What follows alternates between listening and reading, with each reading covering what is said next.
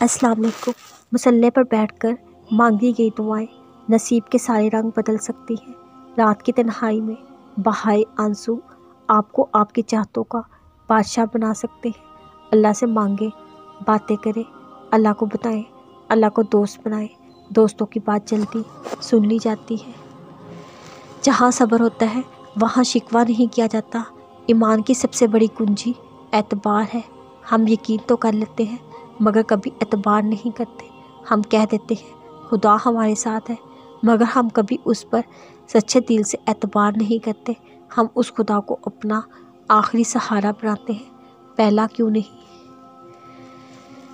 زندگی کی کچھ آزمائشیں اتنی سخت ہوتی ہیں، آپ کو نہ آگے کوئی راستہ نظر آتا ہے اور نہ پیچھے، بس ہر راستہ ایک بند گلی کی طرح لگتا ہے۔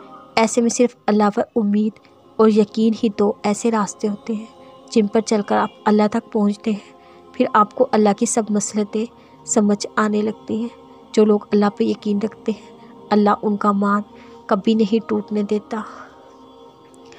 انسان کتنا ہی گناہ گار کیوں نہ ہو، لیکن اگر وہ نماز پڑھتا ہے ایک نہ دن اس کی نماز اسے بدل دے گی۔ نماز آپ کی زندگی کے لیے بہت ضروری ہے۔